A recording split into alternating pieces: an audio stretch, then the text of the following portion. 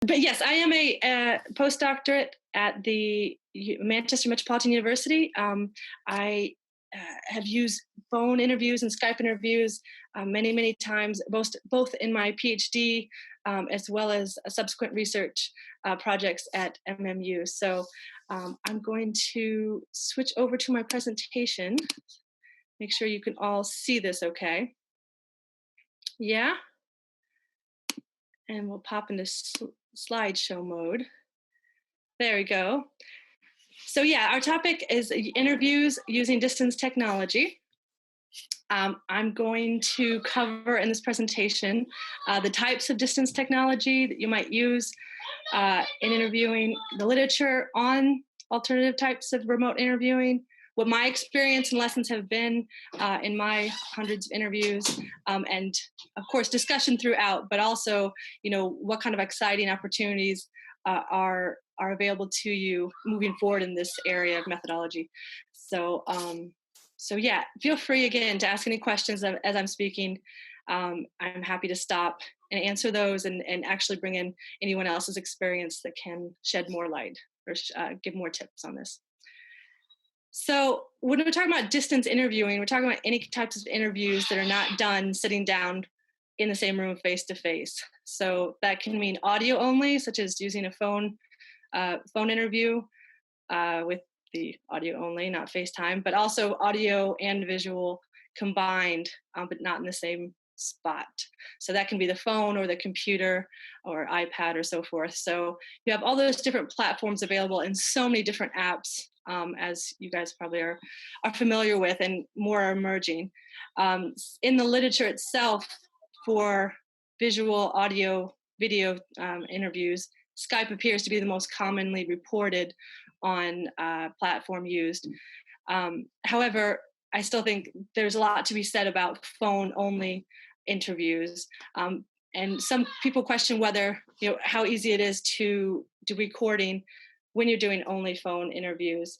And just wanted to reassure anybody using this method, I found it extremely easy and cheap to easily capture quality audio using the phone. And what I did is I used an earpiece like you see in this picture.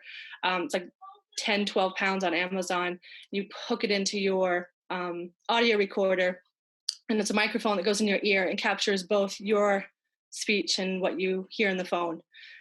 So there's, that was, I think, the easiest way if you're doing a phone only interview to capture audio for transcription. So yes, so those are the different types of platforms and ways we communicate. However, using phones for interviews has not been seen as a strength or an optimal mode of interviewing for qualitative interviews. This has not been the case in quantitative research. Of course, you can imagine quantitative, and there are many survey questions. Phone is a very popular and well-studied way of collecting data. So there's lots written on how to do that in market research, in sociological interviewing that's based on structured surveys. But if you have more open questions and more semi-structured interviews that gets into more, again, qualitative data that you're collecting, then face-to-face interviews have been seen traditionally as the most appropriate way of collecting that data. However, that said, the number of phone interviews and distance technology, the use of distance technology is growing and being more widely accepted in qualitative research. So, sorry. In one systematic review of the literature on qualitative interviewing, Novick 2008, a bit dated now, but research again up until then has only really focused on face-to-face interviews. So the topic has not been addressed in many books or in journals very much. In general, Novick found that researchers had low expectations when using phone interviews in their prospects of gathering high-quality data. So there just wasn't sensed, people didn't believe that you could get the same type of in-depth interviewing, in-depth information out of people if you weren't sitting across from them. However, several people do admit to using phone when an in-person interview won't work. So it was really seen in the literature as a a method of last resort. This presentation hopefully will challenge that view and really shed light on the voices who are arguing against that view. So there are disadvantages, and so this is to phone interviewing. There are disadvantages that are often highlighted in this kind of negative look in the literature at this mode of interviewing. So, researchers complain that there is a difficulty building rapport and trust between the interviewee and researcher because of the distance and because you don't have a face-to-face interaction. Of course, that would be challenged if you're using now video interviewing, but still the fact that you're not there, they see it as a disadvantage and something that may affect the quality of data. The inability to see visual or nonverbal cues, again, is also a disadvantage if you're using audio-only interviews. The reliance on telephone infrastructure is highlighted as well. That if you're working, in areas where it's difficult to get a good connection on the phone, or they don't have, the populations you seek to research don't have access to, again, phones or computers the way you wish to do your remote interviewing, then you're kind of limited in that respect. And finally, there's a decreased opportunity to take short breaks. So again, it's kind of an intense interviewing experience that you're kind of reliant on just the time that you have, since you're stuck on the phone or stuck on the computer, and don't have that in-person presence. However, many advantages to distance interviewing as well. First and foremost is a practical one, which is eliminating the cost and time of traveling to participants. As you know, you're buying travel tickets and taking the time to get to your participants can be resource draining. So the phone or the computer allows you to jump over that hurdle. It allows you to reach a very widely dispersed geographic population. So if you have interviews, you can have them all over the world, and much more easier, of course, than you can in person. It enhances the safety of the interviewer. And of course, this is traditionally meant, you can reach populations in dangerous, war-torn countries, or, maybe in less safe areas of town, or in situations that have, been more dangerous. However, of course, in this current situation we're in, it allows you to stay home and be protected from health concerns and interview safely. So it's an added kind of same meaning but different situation. So safety for the interviewer, and finally, it allows for the possibility for the interviewer to be monitored by a supervisor.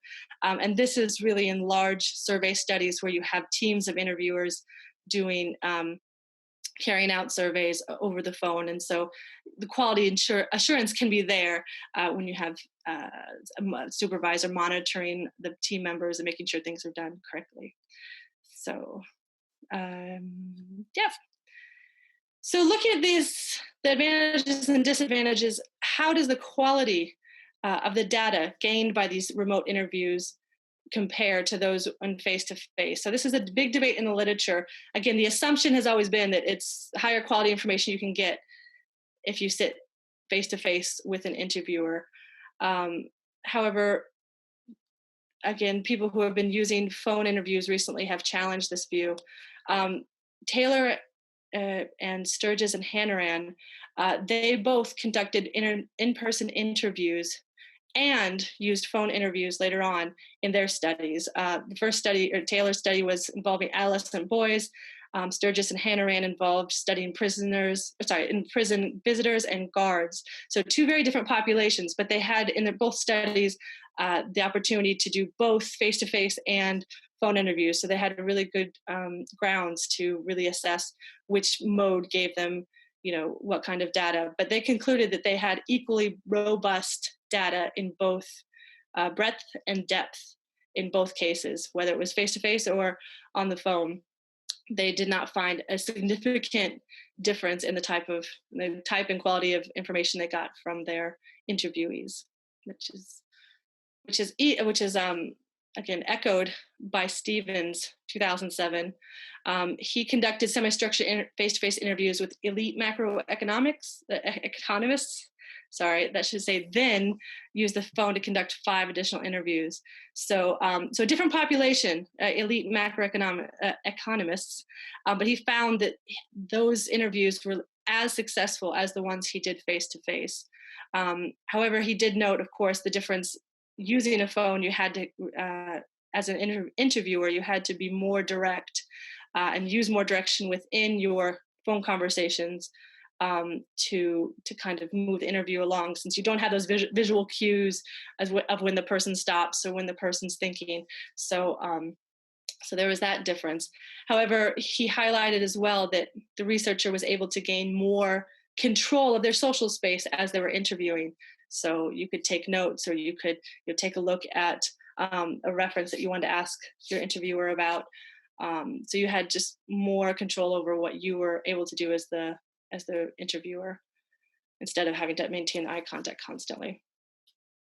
What others have learned from phone interviewing, and not just comparing over the quality of data, Harvey 2011, he highlights the flexibility that remote interviewing gives to participants in your study, and hence the higher possibility of better response rates.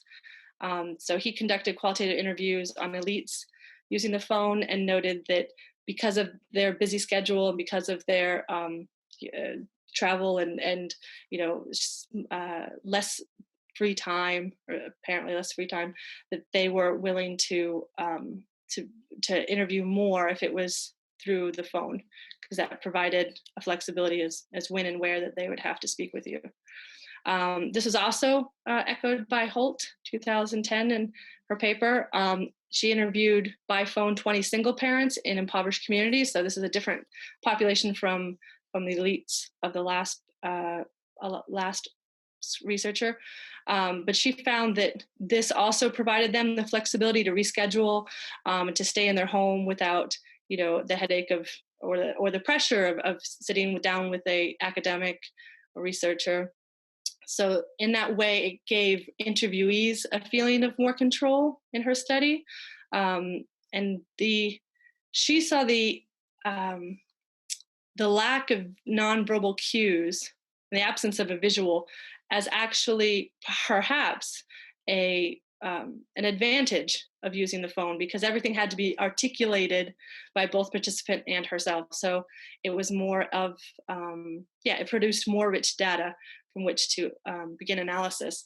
So it was, a different take on traditionally seen as a problematic in an interview. However, she also noted that the interview did not allow for the ethnographic data that can be collected when you visit a community or you visit a person in their natural surroundings. So if you were going to do just, observations of, things that you saw when going to interview someone, that of course was not allowed for if you do remote interviewing. So there was a trade-off there. Trierbeck and Benek, I believe you say that right. This person took a very positive view of phone interviewing for getting good information out of informants. They interviewed a sample of 39 women on a range of sensitive topics and traumatic experiences. So the study went to the internet and went to internet chat rooms to find participants who were willing to speak about, again, their traumatic experiences. And the use of the phone, she argues, was really important because it brought the participants were more willing to engage with her in her study because of the anonymity it provide, and because it was more of a conversation. It wasn't, again, so daunting. So in this way, phone interviewing can be much more participant-centered than perhaps face-to-face interviewing that more researchers are more prone to prefer. Again, I hope these studies highlight whatever your research context and whatever research topic that you're aiming to carry out your interviews in. Phone can play to advantages of different populations. Again, whether elite or again a sensitive topic, or again impoverished communities, there are really really valuable advantages to using the phone. Okay, so from here, I'm going to talk about my personal experiences. I'm going to step away from the literature, explain kind of the studies I've done using phone interviews. At this point, Janja, is there any major questions you see that is good to stop and have a chat about? Yes, thank you. So there was a discussion about specific research questions and contexts where distance interviewing might be really useful, like in vulnerable populations, or like you mentioned, or in super sensitive contexts, like when there's violence and so on. This was basically more to reaffirm your review. There was one comment about stating that in assessing published work when it's written up, hopefully we could make an argument that using remote interviews were necessary due to COVID-19, and that this will be an a circumstance taken into account when evaluating written up work. So this ultimately has to do with how the current situation impacts our research plans, focus, aims, and whether we need to adjust our research designs due to the pandemic. I'm not really sure if you're going to discuss this later or not, but we always tend to say in these methodology-related sessions that there are no yes or no answers, and it always depends on the research design and the research context. So, however, I think it's really important to say in the situation like this that in a lot of cases, it's not possible to simply move the interviews that you wanted to do in person in an online setting and ignore the situation. Not in every case, but in a lot of cases, because and this has to do with a lot of issues. It may have to do with the aim and focus and the topic or the research phenomena of a particular research project. So maybe the pandemic had such an important impact that the phenomena that you're researching has importantly changed, and you would need to address it. It might, people might be in stress at home. There's a lot of ethical issues as well, whether it's okay to even research in a time like this or not. There's also, at the beginning, you presented what are seen as potential drawbacks in distance interviewing. So, the point I want to make is just, it's not as simple as to say, okay, let's just do interviews by distance, what in the exact same way we planned to do before. So we need to rethink basically the bigger impact of the pandemic and how we need to address. Sorry, that was a bit of a monologue, but Emilee, would you like to add? That's an excellent point, because again, these are unprecedented times, and you can imagine the sensitivities needed in really going about your research, and it is a different situation than simply switching gears and moving on to the phone or the computer. So and people are in, again, different places mentally with the situation at the moment. So thank you for that point. Yep. And then there's just a statement here saying that one person was a participant in a phone interview, and she thinks it was a more honest experience than she expected. And then there's a question: if there is any literature focused on advantages and or disadvantages, advantages and or disadvantages on different age of participants that you are aware of, or any literature on conducting focus groups using distance technology that you are aware of? Good question. I haven't come across ones that really focused on age, but I do educational research, so that would be a really pertinent question if you're trying to access, again, children, schools, and so forth. I have not seen any studies specifically on using distance technology with different age groups of participants. But I haven't specifically looked for that either. So it's a good question to explore.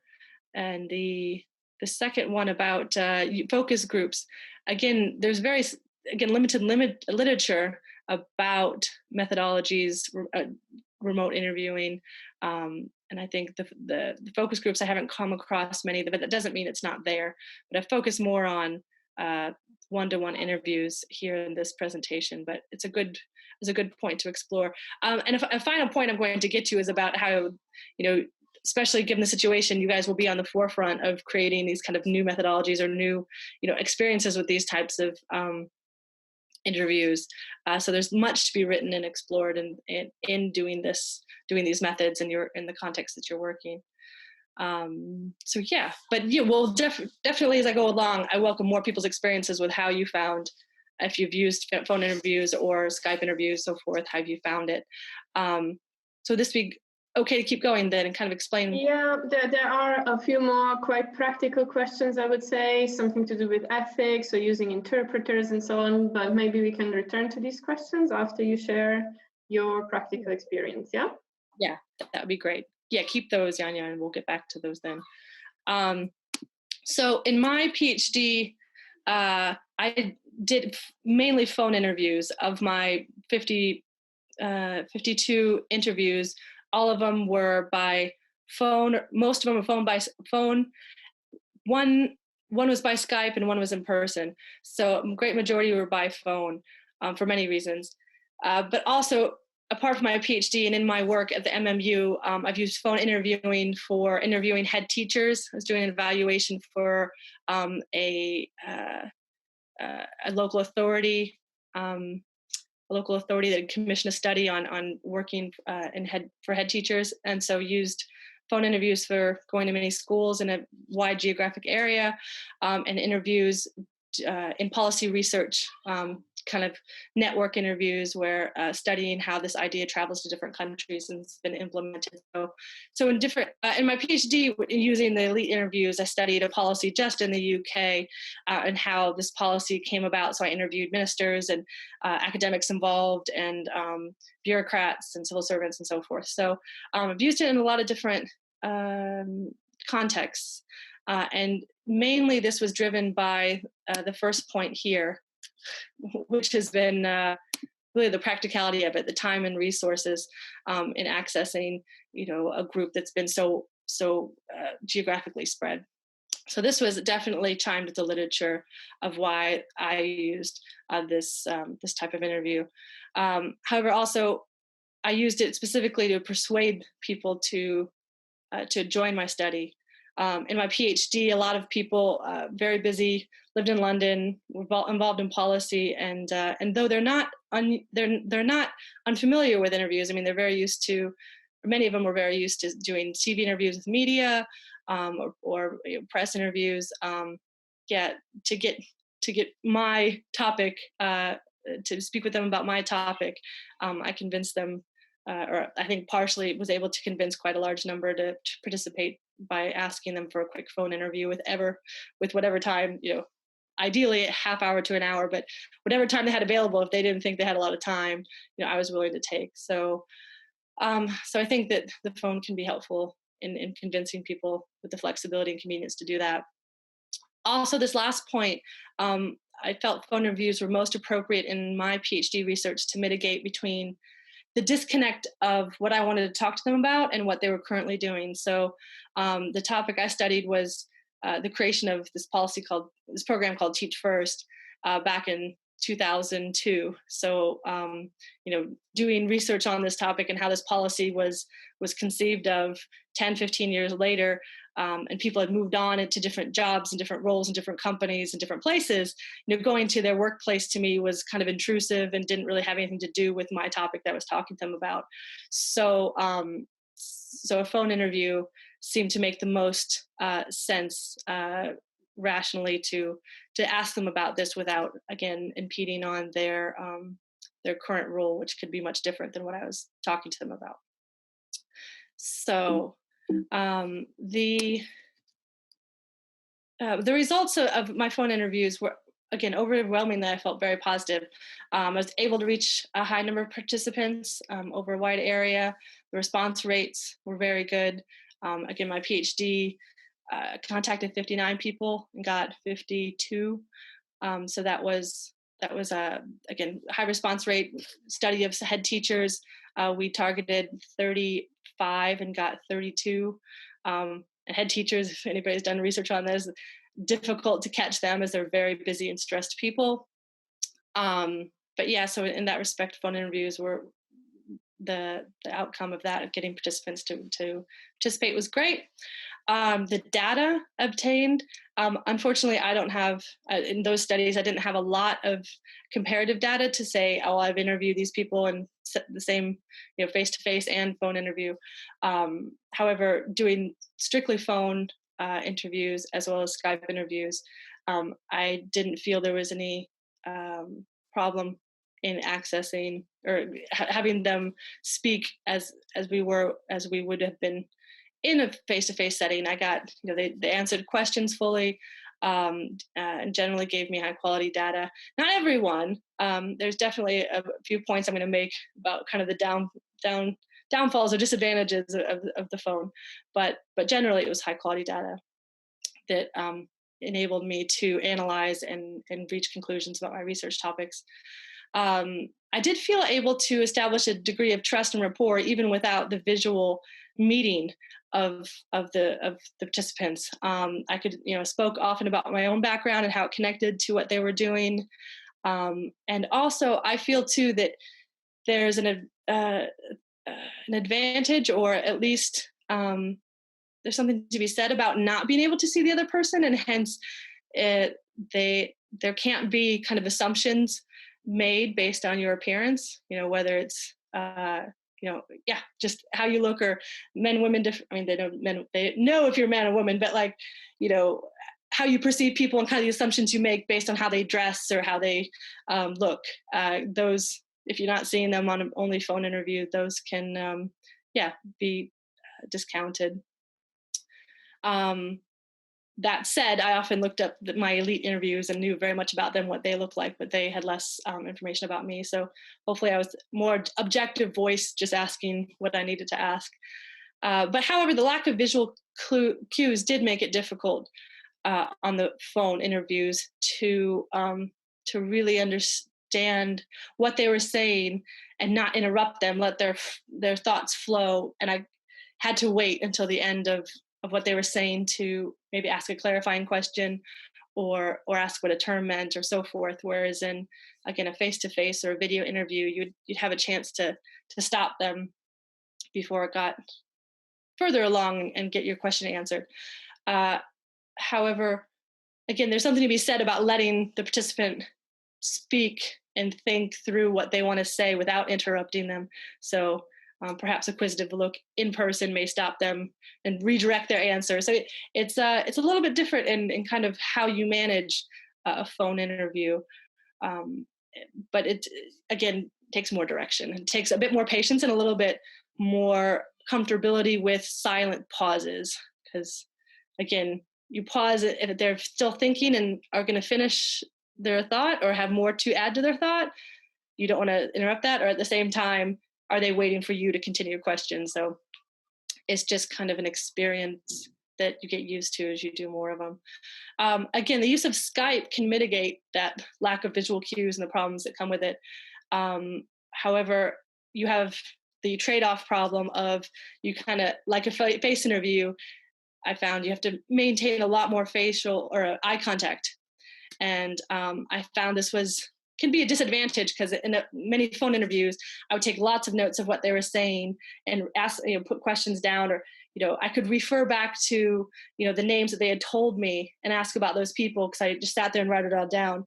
But that really kind of killed the atmosphere in a Skype video, because really you're just relying on, again, the video to make that connection a lot. And sitting there with your head down didn't seem to be a good way to conduct the interview.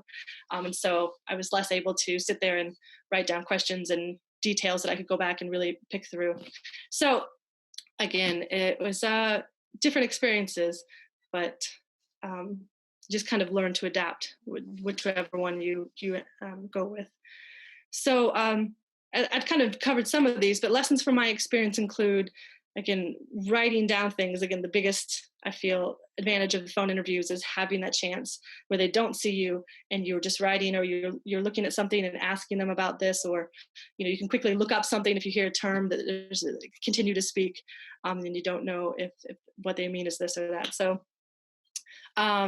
also, though, a disadvantage is the interviewees have more control of their space in a phone-only interview.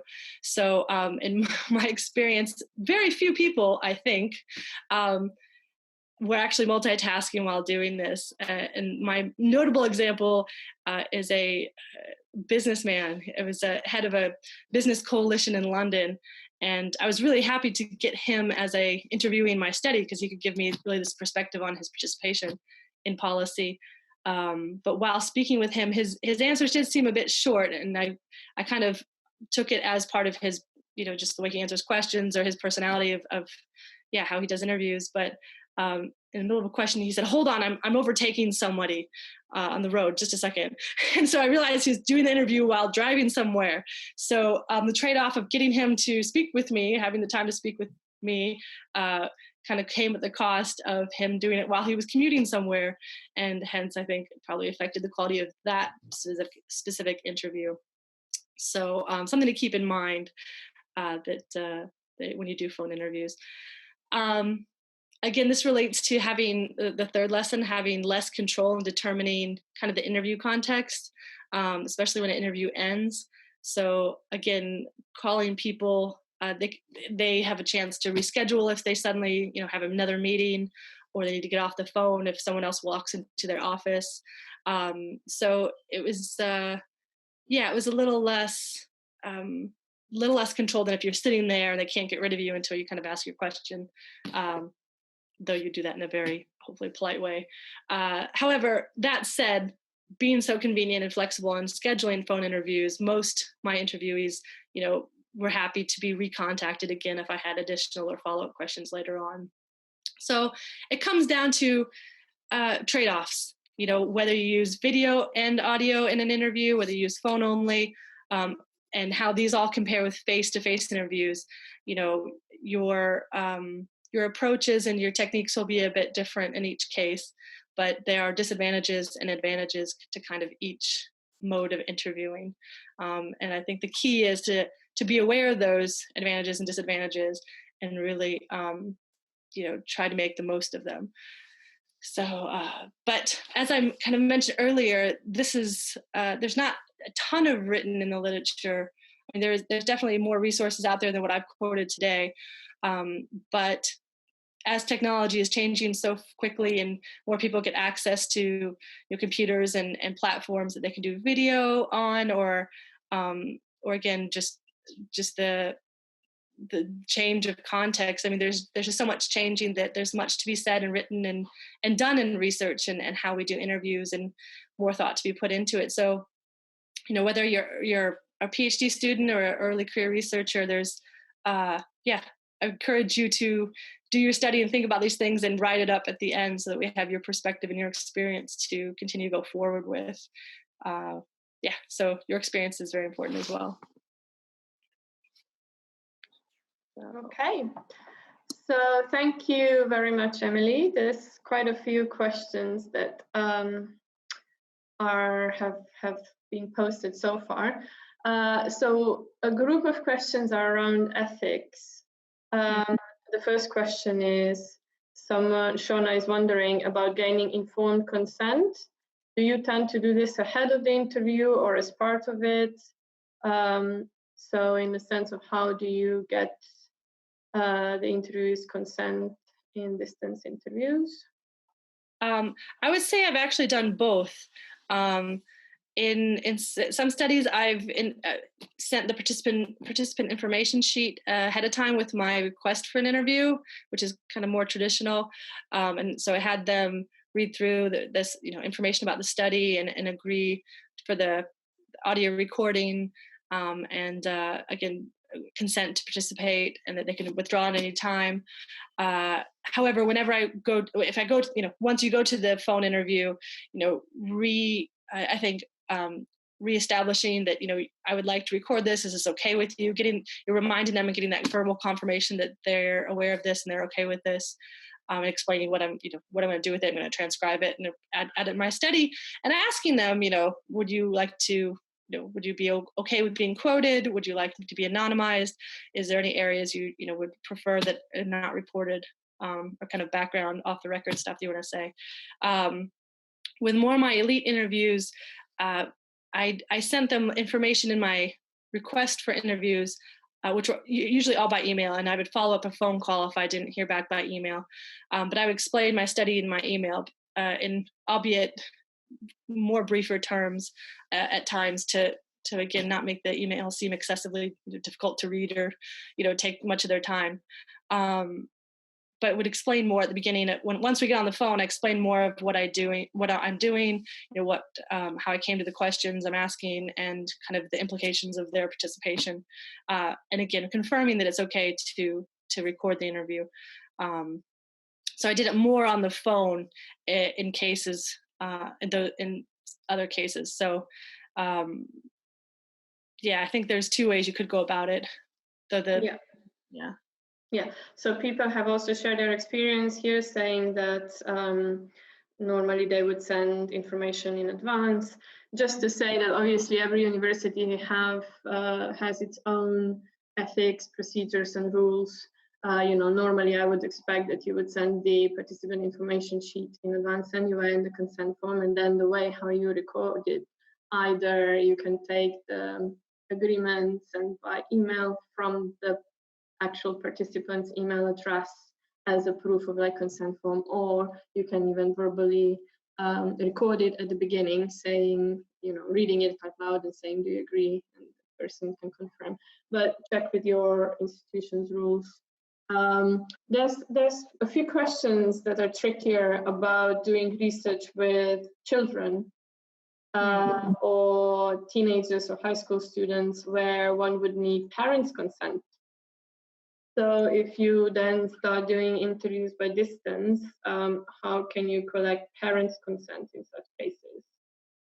So it's quite a tricky one. Yeah, and I think a lot would depend on how you're contacting them as well, because really contacting them, getting to agree to the interview is your first step. And at that point is, when you have usually your consent form, and then continue with the interview, is another question about, should the parent be in the room? Does that affect the data or whatnot? So it's a good question. I could tell you a few thoughts I had on it, but I haven't involved children in my research. So, but I would think though that if anybody else has insight, again, speaking and making sure parents are on board with it and children know that they can withdraw at any time would be the way to go. Janja, do you have any experience doing children? No, I have no experience with doing children. I only know that ethical considerations when researching anything to do with children or vulnerable people and so on is very, very strict. So I can't imagine really the procedure around this. I would advise people to get in touch with their ethics committees at their respective universities and discuss this further. What are the issues that you need to take into account? Not just collecting the consent forms, but all of these associated issues that distance interviewing with such participants might bring. As you've mentioned, Emilee, who's in the room, how this is done, is technology and distance presenting any additional stress or not, is rapport still kind of functioning? Well, well, you're thanking for the advice, but it's not really an advice. I'm sorry about that. I can't say much more about this. So if anybody else is experienced in doing such interviews with children, let us know. Let me just see. Okay, I'll go back to this. So to this question that we had. So Ali is interested in ethical considerations for adults in particular, and also if you recorded the interviews, Emily. Would you like to have a go, and then I can add stuff if there will be anything? I'm sorry. The recording of interviews. What specifically was the question? So if you recorded the interviews, and the first part of the question is what are the ethical considerations for adults in particular? Oh, recording. Again, I think first is the consent, that they agree to be recorded. I've had situations where the interviewee is okay with doing the interview, but did not want to be recorded. It was only one of my many cases. But in that case, you kind of agree that if you want the information, then you can do the interview and then just take notes. But she did not want to be recorded. But most people who agree to participate usually participate. With giving consent to transcription or audio recording. But I think a key in there is explaining what you're going to do with that transcription or that audio, which is transcribe it for analysis, and I think highlighting the fact that this is for their benefit as well as yours, so that you don't misquote them, or you don't lose lose the exact words, or lose you just quote them correctly, because writing down is can't catch everything. So quote them correctly, you can analyze it, and offering to send them transcripts if they want to see it and correct anything. You can be as open as you choose to be if they're feeling uneasy about having a transcription of their interview. And of course, along with ethics forms, in transcription, there's a time limit of what you agree to do with the transcript long term, and how you keep it secure, and how when it will be destroyed. But I think just being open and honest about all those implications, or all those reasons why you're doing it, and also what it will lead to, hopefully a publication or your PhD only, or whatnot, and whether or not they agree to use they're okay with using their name in a publication, or they prefer to be anonymous. But again, highlighting too that even though you're transcribing, you're happy to leave whatever sections they want off the record, like for your background knowledge and analyzing it, but nothing in that part of the talk that they want quoted. I think just having that discussion with them around what audio is for is key. Mm-hmm. Okay, so about the question, the ethical issues, in addition to that, if we want to take into consideration the current situation of the pandemic and so on, I think what was also raised was, at least by some universities, that your potential participants may now be in a different kind of stress situation.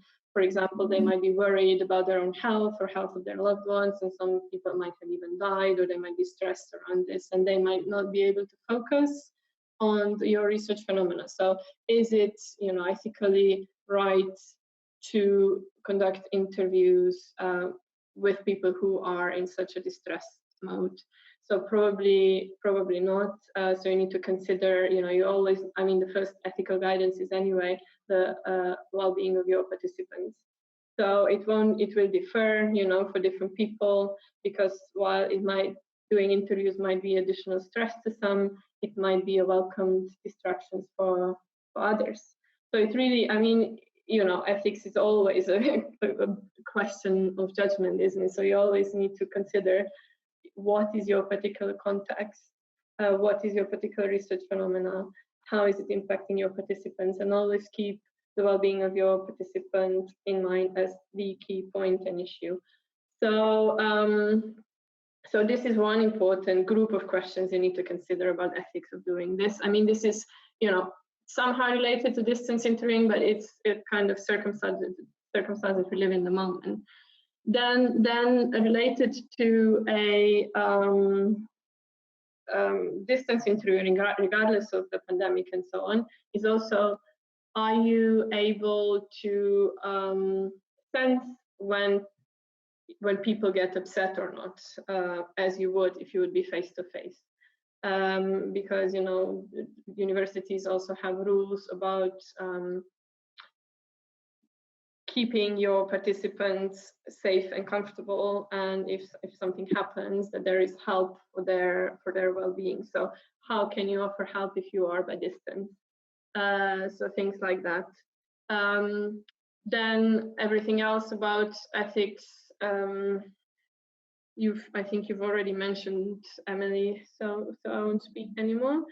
People have posted here, but I wasn't really able to follow because I was speaking now.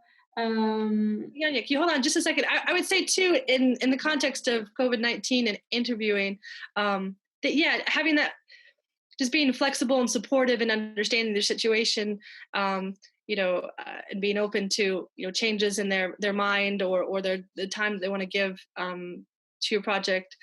At the same time, as Janja said, and we all know that different people are experiencing this in different ways. Some would welcome the distraction. Some would prefer not to be bothered at this time. So I think just being open to all responses and not being too pressing on people who are not able or willing to participate at this time. But at the same time, stepping back and thinking about interviewing in this time, I think is not unheard of either. There's research taking place in war-torn areas or in patients with incurable diseases. I mean, there's obvious research and precedent for working with vulnerable people and populations in times of crises. So maybe take a look at the literature if you're looking at a particularly hard hit area or a particularly distressed sample of people. How others ahead of us have gone into those kind of more sensitive situations and been conducting research successfully. Yep. Okay. There's a question from Christine about when getting verbal consent, when can you start recording? Is it okay to start recording at the beginning or only when people agree to recording?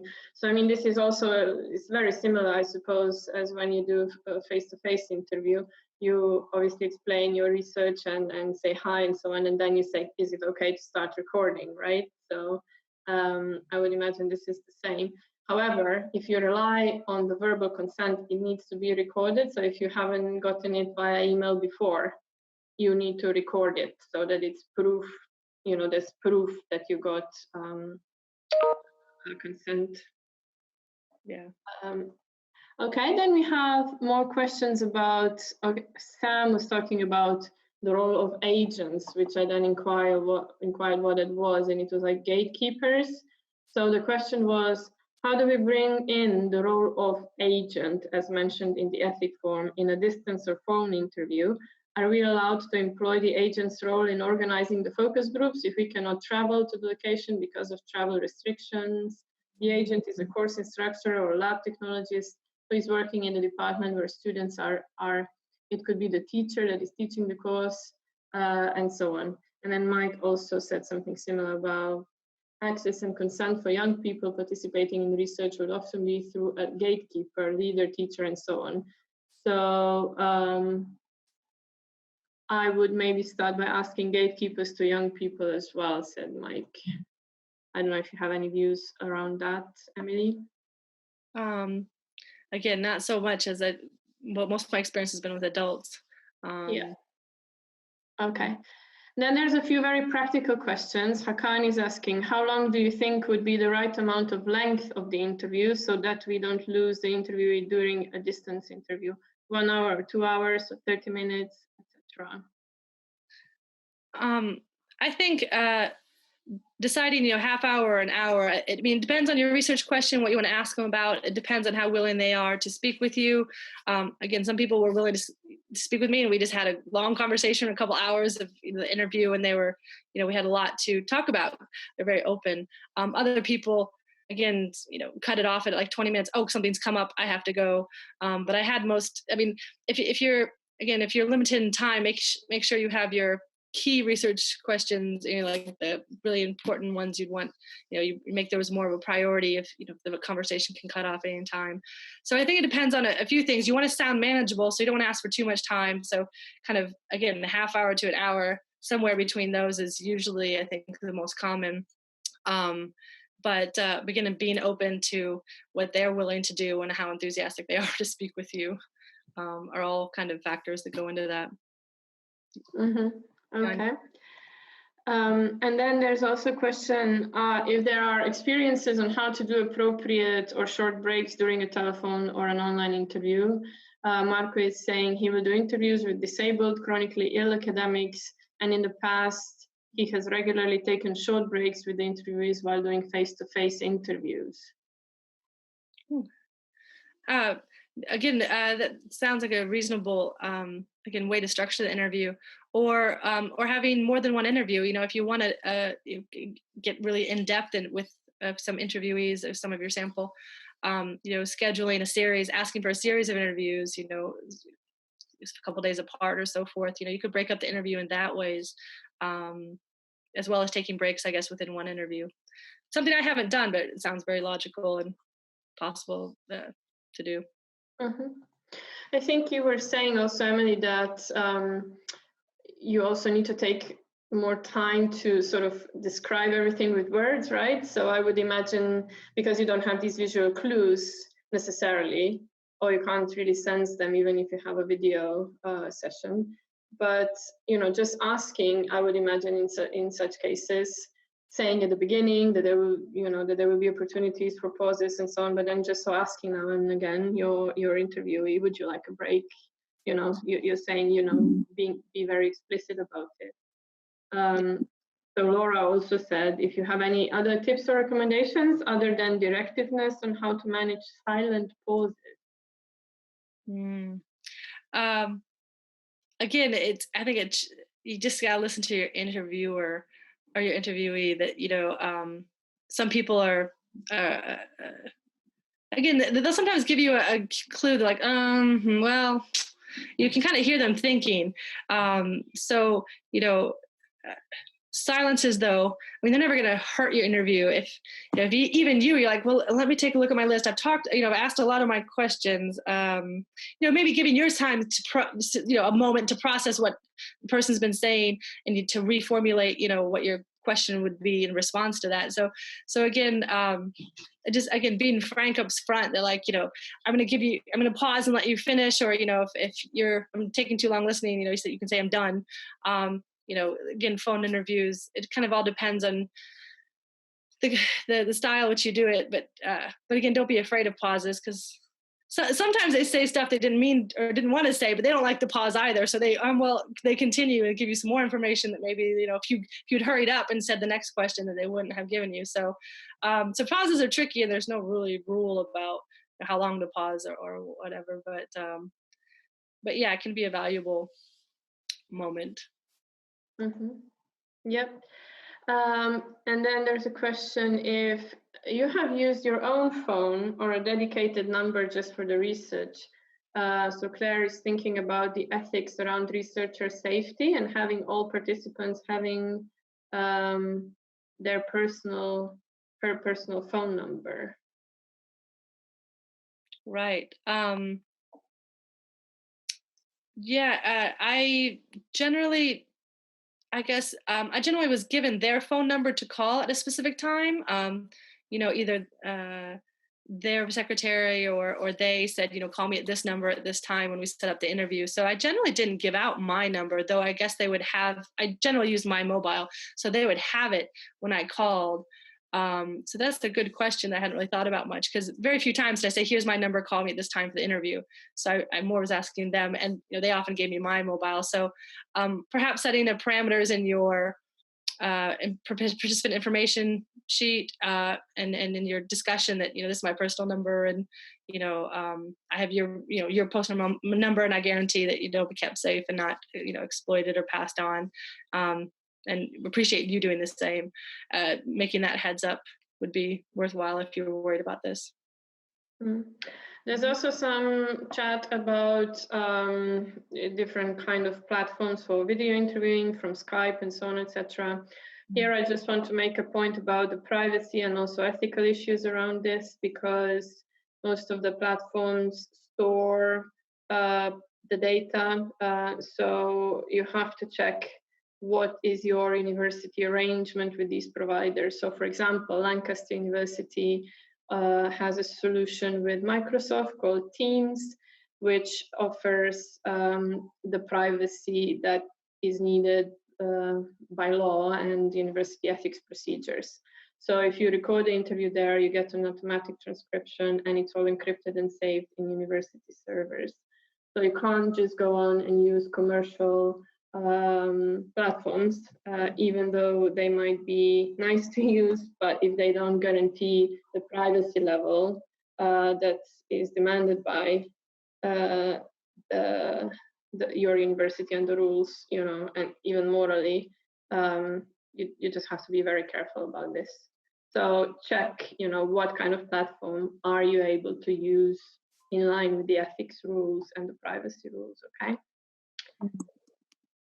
There's also a question, so Ugur was waiting for quite some time already. He's doing research with vulnerable population immigrants, and he has to use in his interviews an interpreter. So do you have any advice on what he needs to pay attention to with an interpreter in online interviews? It's a very specific question. Yeah, I have not had personal experience with this, but I was at one point planning research in Spanish-speaking countries in South America and looked at the literature. There's a lot of really good literature, not specifically on distance interviewing in a different language, but in having an interpreter and what that means for research. So I imagine it would be, really helpful to start at that point and look at, again, having an interpreter present, the advantages and disadvantages, and having kind of that person as a filter, advantages about them understanding maybe the culture or slang terms, and that being really valuable. And yet at the same time that person is giving you a certain translation. That would all those points would apply to remote interviewing as well as face-to-face interviewing. So although I don't have good concrete tips today, there is really good considerations that I hadn't thought about in using the interpreter until I really dug into some of the literature about people and implications of using this or using a second language and an interpreter. So good to look there. Mm-hmm. Okay, so just because we're approaching, we have reached almost an end, so I'll just ask two last questions, if that's okay, Emilee. Is that okay? So the question from Geraldine is, if this method is useful for time-pressured participants, would it be useful to send questions in advance? Great question. I think it all depends on what you decide, because some participants would like to see questions ahead of time because they feel able to prepare, and you might want to send them the questions ahead of time so that they can maybe gather their thoughts and know what's coming. In other situations, I know I've had interviews where I didn't want to kind of let them know what I was going to ask. I kind of wanted, because then they could kind of prepare an answer that guided things the way they wanted it, because they were very savvy with talking to reporters and politicians. So I kind of wanted that aha on the moment. I'm asking about this. What did you think about this? So kind of depends on the approach in your research, whether it would benefit the interview if they have the questions ahead of time, or if they request the questions ahead of time, and the trade-off of having kind of their response at that moment without pre-preparation. So. Yeah, so I think it's more, again, a question of research design and aims than whether you're doing it face-to-face or by phone. Yeah, Yeah. And then, so very concrete. So there was a discussion around, which particular recording devices to use and so on. So somebody was sharing links to particular products. Could you maybe just tell us again that earpiece that you were mentioning that you used? Yeah. Again, you can buy it on Amazon here. It's literally plugs into actually the old model of phone that had like the circle, but you could get an adapter in an iPhone, or if they've made more recent ones that oh no, sorry, it doesn't matter because you're plugging it into the recorder. I was thinking I was plugging it into the phone, which that's nonsense. So basically has your, I have I think an Olympia audio recorder. You go in online, if you look at ear microphones for audio recording, and again, it fits in your ear kind of like a bud does, like a a headphone, one piece of headphone, and it doesn't have any speaker here. It literally just has the microphone in the earpiece, and so you don't want to move the phone to the other side of the head. You have to keep it on that side. So probably choose your left hand so you can write with your right hand. And then it captures really well, what the person says and what you say in response, and so it makes it easy. The key is, though, to make sure you plug in your recorder to the microphone bit, because on many recorders there's two jacks. There's one for your headphones if you want to listen to your audio recording later on your headphones, right? And then there's another one that's a microphone that you plug in to record conversations. But because you have an earpiece, your brain automatically thinks sometimes, or it had to mind a few times, to plug it into the earpiece jack, and then you don't have a recording of your conversation, which is really detrimental to your work. So make sure if using an earpiece, remember it's not the earpiece jack, it is the microphone jack, because that's what it is. It's a microphone. Yes, thank you. Practical advice right there if you're doing that. Yeah. And just to share what Shona wrote about the phone use, she says that that the guidance at her current work is to block their numbers before calling, but to warn the people they call in advance that they will do this. So this is how they just save, or this is how they're able not to share their personal number with their participants. So you can just block your number, but let people know that you're going to do it, and they will still pick up the phone. At the same time, you could consider, if the participant has is consents with it, using apps that maybe don't need a phone number. Trying to think of an example, because actually WhatsApp does have your phone number, doesn't it?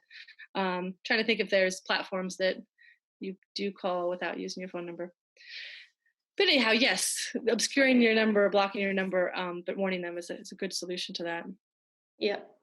Okay, so I think if that's okay, I'm going to cancel the spotlight video so that we can all see each other.